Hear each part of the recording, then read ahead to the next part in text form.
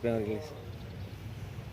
Ibu, Sebentar Bu. saya ini baru mencakup 10 kabupaten kota, Bu.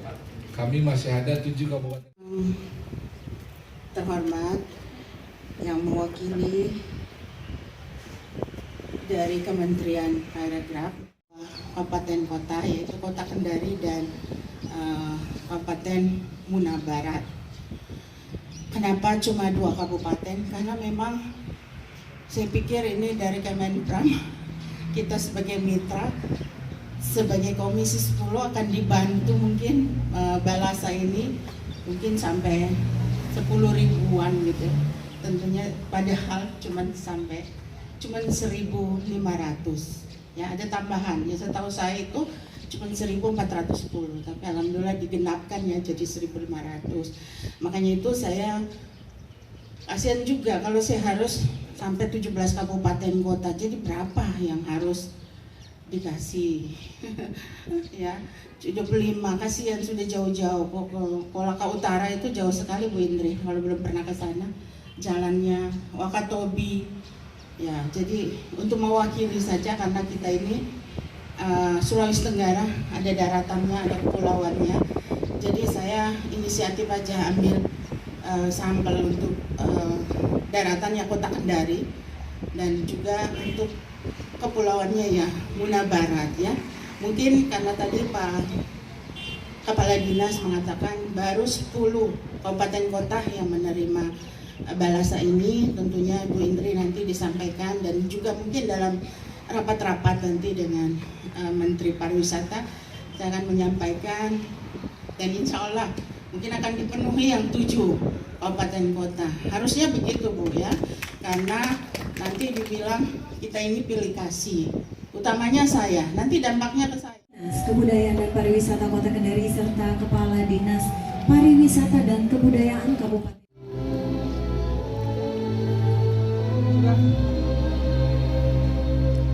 Iya.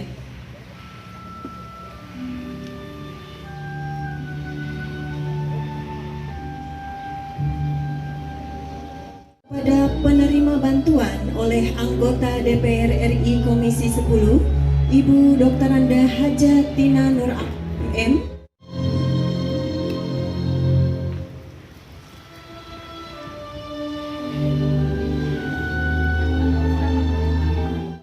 Terima kasih teman-teman semua media.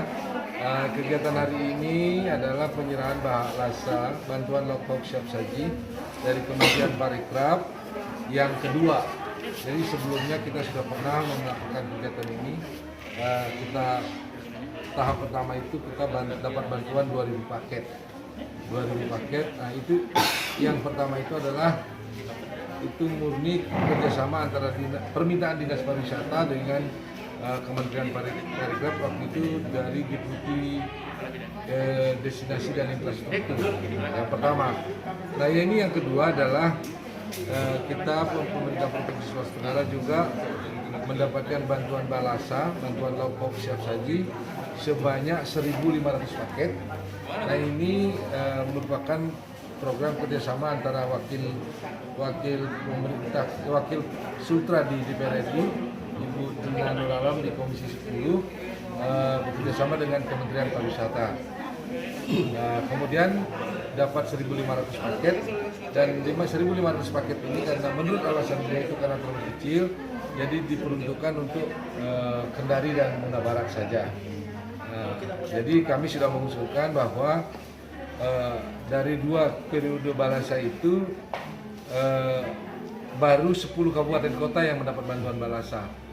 Dan saya mengharapkan tadi di dalam sambutan saya agar 7 kabupaten lainnya agar bisa difasilitasi untuk mendapatkan Balasa, karena terus terang pariwisata kita di Sumatera ini tidak hanya di 10 kabupaten itu saja, di 17 kabupaten kena semua dampak dari pandemi Covid ini, sehingga kami mengusulkan. Kemudian kedua juga karena saya tadi agak lupa menyampaikan bahwa di samping Balasa sebenarnya para pelaku usaha di bidang atau di sektor pariwisata ini juga banyak yang terpukul. Sehingga selain Balasa kami mengharapkan juga kalau boleh Kementerian Pariwisata ini bisa memberikan bantuan dalam bentuk stimulus permodalan. kan ini usaha-usaha di bidang pariwisata yang terutama di destinasi wisata yang paling terpukul ini kan kecil-kecil, nggak besar. Mungkin sekitar 1-2 juta sudah bisa untuk modal-modal jualan handicraft, jualan minuman dingin, minuman segar dan sebagainya yang sekarang terpukul. Ini bisa dibantu oleh Kementerian Pariwisata karena kalau hanya mengandalkan dari pemerintah daerah kan kecil. Kita punya APBD tidak terlalu besar. Padahal Bapak Gubernur ini sangat memperhatikan itu, tapi karena potensi tidak terlalu besar, untuk tahun ini, untuk sementara ini provinsi sudah menganggarkan sekitar 2 miliar untuk para pelaku usaha kecil di destinasi wisata. Nah ini kan mencakupnya hanya 900 orang. Nah kalau bisa misalnya nanti ditambahkan dari Kementerian Pariwisata sebagai bentuk sinergitas kita antara pemerintah daerah dengan Kementerian Pariwisata, saya kira cukup bagus. Jadi nanti berapa yang bisa dibantu oleh pemerintah daerah, berapa yang bisa dibantu oleh pemerintah pusat dalam hal ini Kementerian Pariwisata. Sehingga nanti para pelaku pariwisata ini juga bisa bergerak ketika pariwisata ini sudah dibuka secara masif, tentu saja dengan menerapkan protokol kesehatan. Nah ini yang kita harapkan. Yang ketiga juga kita harapkan di samping Balasa, stimulus permodalan, pemerintah Sulawesi Tenggara khususnya di sektor pariwisata juga membutuhkan bantuan atau dukungan dalam peningkatan kualitas atau kompetensi sumber daya manusia di bidang pariwisata. Nah, di dalam dunia pendidikan itu namanya pendidikan dan pelatihan teknis kompetensi tertentu di bidang pariwisata. Tapi di Kementerian Pariwisata sering disebut dengan BIMTEK, pembinaan teknis. Nah, apapun itu yang penting kami membutuhkan sumber daya manusia bidang pariwisata di seluruh Sulawesi Tenggara ini membutuhkan sentuhan-sentuhan untuk meningkatkan kompetensi di dalam mengelola pariwisata. Sangat kita butuhkan. Dan saat tadi juga sudah disampaikan oleh Ibu Tina selaku anggota DPR RI, menyampaikan juga kepada Kementerian Pariwisata agar selain Balasa kalau bisa ada bantuan untuk BIMTEK, itu untuk bimbingan teknis satu pelatihan, dan juga saya menambahkan lagi kalau bisa ada juga bantuan stimulus permodalan bagi pelaku-pelaku usaha kecil yang ada di destinasi wisata atau di desa wisata. Kan sekarang yang terpukul juga itu.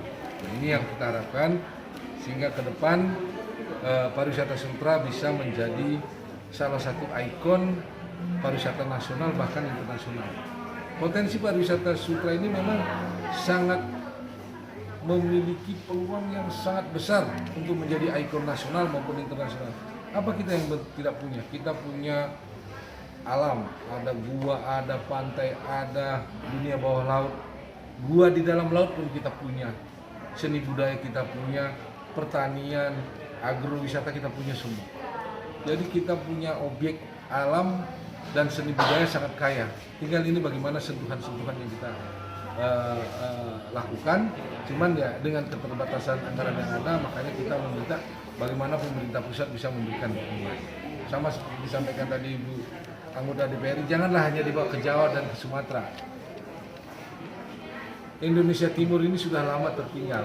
Jadi jangan lagi dibikin tambah tertinggal. Ya, harus ada sentuhan-sentuhan spesifik atau policy yang berpihak atau apa namanya, afirmasi policy. Jadi harus ada kebijakan yang berpihak untuk pariwisata di Indonesia bagian timur. Karena fasilitasnya cukup, objeknya cukup banyak, cuman fasilitasnya yang kurang. Baik fasilitas infrastruktur maupun SDM. Nanti kalau sudah SDM-nya, termasuk promosi juga kan SDM yang melakukan. Ya, menuju normal ini Pak, gimana? Menuju era new normal, pemerintah Sulawesi Tenggara saat ini sedang menyiapkan fasilitas pelaksanaan protokol kesehatan di setiap destinasi wisata. Jadi pemerintah Sulawesi Tenggara sekarang sedang memproses pengadaan masker. Pengadaan masker ini nanti akan didistribusi ke setiap destinasi wisata.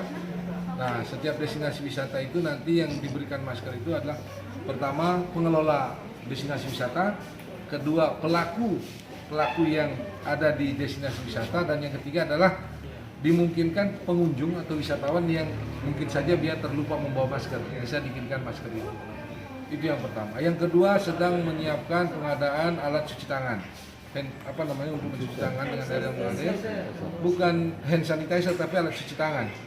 Alat cuci tangan ini supaya setiap wisatawan masuk ke destinasi wisata itu dia harus mencuci tangan terlebih dahulu.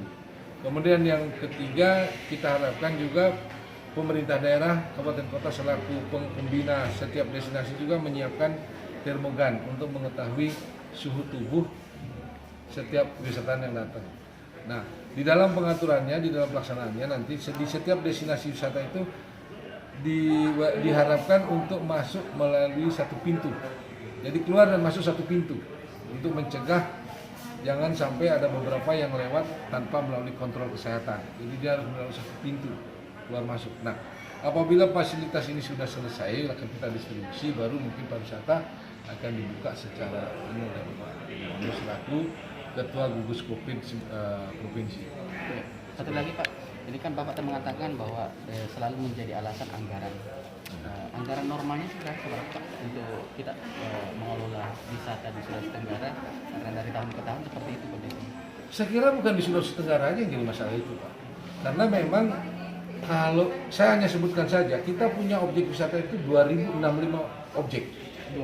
2065, dulu kan 1114. Sekarang kita punya 2065 yang masih, dan ini masih memungkinkan bertambah. Jadi sebenarnya anggaran itu ada tapi bertahap. Cuman ya bagaimana ya? Seperti sekarang sebenarnya kita punya banyak, bukan banyak ya. Ada anggaran yang untuk membangun pariwisata. Kita punya dana DAK, kita punya dana APBD. Tapi karena Covid ya hilang lagi. Karena refocusing, dan ini tidak hanya di Sulawesi Tenggara, di seluruh Indonesia, termasuk di DPR tadi itu juga direfocusing. Jadi kita tidak bisa menghitung karena pariwisata ini kebutuhannya kan dinamis Pak. Jadi kita tidak seperti misalnya di PU, di sini nggak bisa dibangun jembatan ini karena anggaran. Nah itu bisa, karena jembatan ini dibangun dengan harga 1,4 misalnya, karena ada desain gambar. Kalau ini kan pariwisata ini tumbuh dan berkembang sesuai kebutuhan zaman. Misalnya dulu kita tidak pernah membuat kolam renang terapung. Sekarang ada kolam renang terapung di pantai. Itu ada kolam renangnya lagi, tapi dia terapung kayak waterboom terapung. Ini kebutuhan itu terus bergerak, tidak bisa kita hitung. Tapi kalau misalnya satu destinasi membuat villa, misalnya membuat homestay bisa. Tapi kalau membangun pariwisata secara keseluruhan, karena di situ pariwisata ini multidimensi. Makanya pembangunan pariwisata itu tidak hanya bisa dilakukan oleh dinas pariwisata semata. Kita membutuhkan cipta karya, kita membutuhkan perumahan, kita membutuhkan dinas sosial, kita termasuk ekonomi, dinas koperasi dan ekonomi dan UMKM, koperasi dan usaha kecil menengah. Karena yang membina para UKM itu kan UKM di bidang pariwisata, mungkin kita membutuhkan misalnya buah tangan, handstrap, tapi kan yang membuat dari ekonomi kreatif, dari koperasi dan UKM. Nah ini kita bekerja sama Pak, makanya kalau menghitung total itu agak sulit. Pak, satu bagus tadi ada pengadaan masker. Apakah pengadaan masker itu bisa ditangani oleh para pelaku UMKM yang sudah dilatih oleh BPP untuk membuat masker? Nah ini kan mereka sangat terpuruk. Itu kan sudah Bu. Jadi saya lihat banyak teman-teman di provinsi menggunakan itu. Tapi kalau yang tempat saya, karena saya tunjuk satu supplier, nah supplier saya sudah sangat himbau. Iya, kita harapkan menggunakan. Dan itu udah lama itu. Saya kurang belum tahu, nanti saya tanya nanti. Apa itu dari Kota Kendari atau dari nanti saya tanya. Terima kasih adik-adik semua. Ya saya di Komisi 10 yang bermitra dengan Kemenpora. Tadi kita memberikan bantuan balasa, bantuan bahan pokok dan lauk siap saji yang 1.500 paket ya, diperuntukkan untuk di Kota Kendari dan Kabupaten Muna Barat. Itu tadi yang saya berikan kepada masyarakat pelaku UMKM yang terdampak COVID-19. Anggaran digunakan Bu? Ya, Anggaran digunakan. anggarannya tentu dari Kemenpora. Ya. Itu program mereka dari Kemenpora. Saya sebagai Komisi 10 sebagai bermitra kepada Kemenpora, tentu bermitra itu tentu kita memberikan bantuan bersama. Ya.